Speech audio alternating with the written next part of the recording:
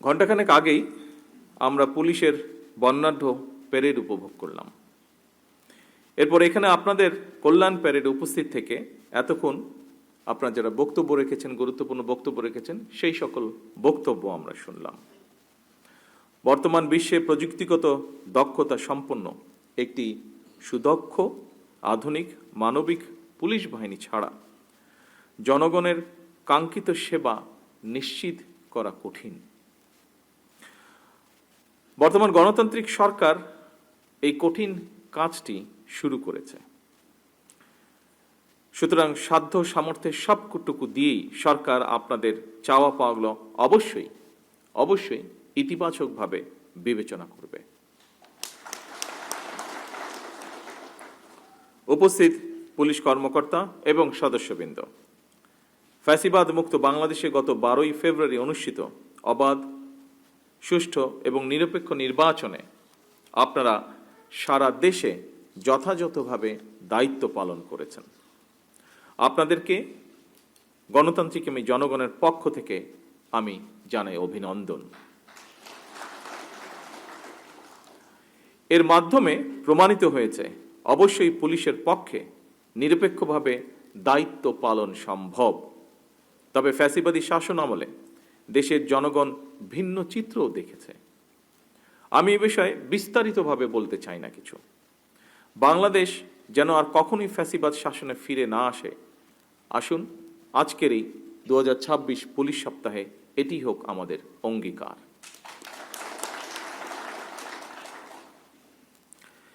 দেশের আইন শৃঙ্খলা পরিস্থিতির উন্নয়ন এবং জানমালের নিরাপত্তা বজায় রাখা বর্তমান সরকারের সর্বোচ্চ অগ্রাধিকার। ফ্যাসিবাদী সরকার নিজেদের হীন দলীয় স্বার্থে পুলিশ বাহিনীকে জনগণের মুখোমুখি দাঁড় করিয়েছিল। সেই অন্ধকার সময় পেরিয়ে এখন সময় এসেছে নতুনভাবে এগিয়ে যাবার।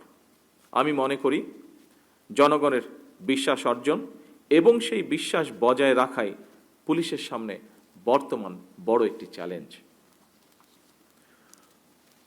পুলিশের কাজ একটি, দুষ্টের দমন আর শিষ্টের লালন। জনগণের সঙ্গে পুলিশের সম্পর্ক হবে আইনগত এবং মানবিক। জনগণের সঙ্গে পুলিশের সম্পর্ক হোক আস্থা এবং নির্ভরতার। যে কোনো বিপদে আপদে জনগণ যেন থানা পুলিশকে তাদের নির্ভরযোগ্য আশ্রয়স্থল মনে করতে পারে। আপনাদের কাছে আমাদের এটুকুই চাওয়া। দেশে বর্তমান জনগণের ভোটে জনগণের কাছে দায়বদ্ধ একটি গণতান্ত্রিক সরকার প্রতিষ্ঠিত হয়েছে। এই সরকারের কাছে জনপ্রত্যাশা, যা অন্যান্য বক্তা উল্লেখ করেছেন তাদের বক্তব্যে, জনগণের প্রত্যাশা অনেক বেশি। বর্তমান সরকার যে জনগণের কাছে দায়বদ্ধ সরকার, আপনাদের কার্যক্রমে যেন সেটি প্রতিফলিত হয় সেটিও নিশ্চিত করা কিন্তু আপনাদের দায়িত্ব। আমরা বলে থাকি জনগণ রাষ্ট্রের মালিক। জনগণ যদি মালিক হয় তাহলে এই মালিক যখন বিপদে পড়ে থানায় যায়, সেখানে তারা আপনাদের আচরণে যেন কিছুটা হলেও রাষ্ট্রের মালিকানা অনুভব করতে পারেন, সেটি নিশ্চিত করা আপনাদের দায়িত্বের অংশ বলে আমি মনে করি। আপনাদের আমাদের সকলের মনে রাখা দরকার, আইনি সহায়তা পেতে সাধারণ মানুষ প্রথমেই থানায় আসেন, পুলিশের সহায়তা চান। বিপদে না পড়লে মানুষ থানায় যায় না। সুতরাং থানায় যাওয়ার পর তার বিপদ কমবে, মানুষের মনে এমন ধারণা তৈরি হওয়া অত্যন্ত জরুরি। আপনারা অবশ্যই যে কোনো বিষয়ে আইনগত পদক্ষেপ নেবেন, তবে সেখানে যদি মানবিকতার ছোঁয়া থাকে তাহলে আপনাদের কারণে সরকারের সাফল্যগুলো জনমনে ইতিবাচক প্রভাব ফেলবে। সকল উপস্থিতবৃন্দ, কয়েকদিন আগে আমি জেলা প্রশাসকদের সম্মেলনে যে কথাটি বলেছিলাম, আমার মনে হয় সেই কথাটি আজকের এই অনুষ্ঠানেও আপনাদেরও ক্ষেত্রে প্রযোজ্য।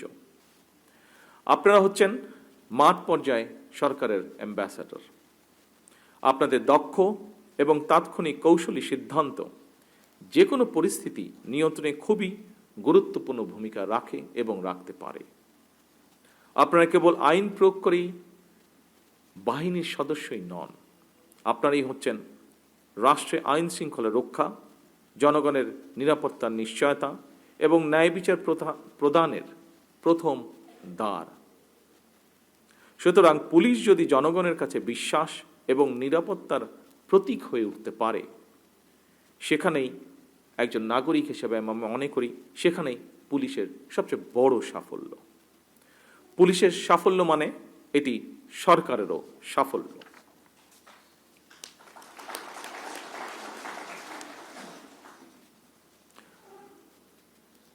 উপস্থিত পুলিশ কর্মকর্তা এবং সদস্যবৃন্দ, আমার বক্তব্য স্পষ্ট। পুলিশ প্রশাসন কোনো দলের নয়। বিধিবদ্ধ আইন অনুযায়ী পুলিশ প্রশাসন পরিচালিত হবে। কোনো নিরপরাধ মানুষ যেন হয়রানির শিকার না হন তা নিশ্চিত করা অবশ্যই আপনাদের দায়িত্ব। আমরা থানাগুলোর পরিবেশ এমনভাবে করতে চাই, যা আইজি সাহেব ওনার বক্তব্যে উল্লেখ করেছেন, যেন একজন মানুষ কোনো মাধ্যম ছাড়াই সরাসরি থানায় গিয়ে নির্ভয়ে তার অভিযোগ জানাতে পারেন এবং একই সাথে প্রতিকারও পেতে পারেন। জনগণের সহযোগিতা ছাড়া দেশের আইন শৃঙ্খলা রক্ষা করা কঠিন। এ কারণেই পুলিশের জন্য জনগণের আস্থা অর্জন অত্যন্ত জরুরি। কমিউনিটি পুলিশ এবং ওপেন হাউস ডে এর মতন জনমুখী উদ্যোগের মাধ্যমে, যা মাননীয় স্বরাষ্ট্রমন্ত্রী তার বক্তব্যে উল্লেখ করেছেন, যা জনগণকে পুলিশি কার্যক্রমে সম্পৃক্ত করার প্রচেষ্টা অব্যাহত থাকুক।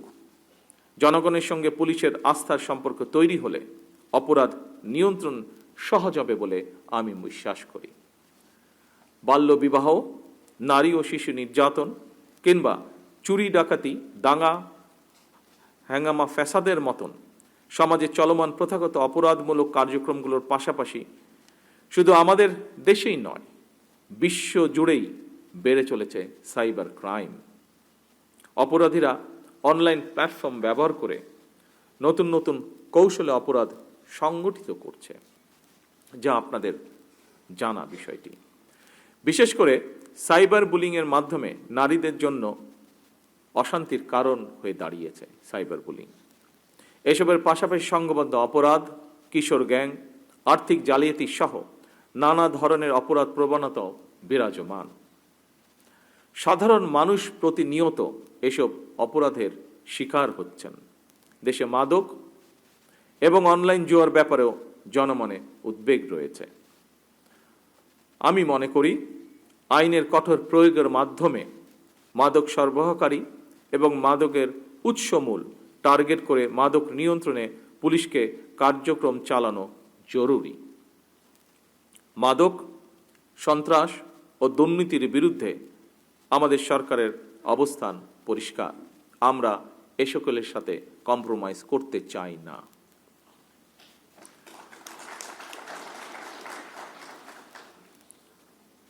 উপস্থিত সম্মানিত পুলিশ কর্মকর্তা এবং সদস্যবৃন্দ, আমরা সবাই জানি বিশ্ব এখন কৃত্রিম বুদ্ধিমত্তার যুগে প্রবেশ করেছে।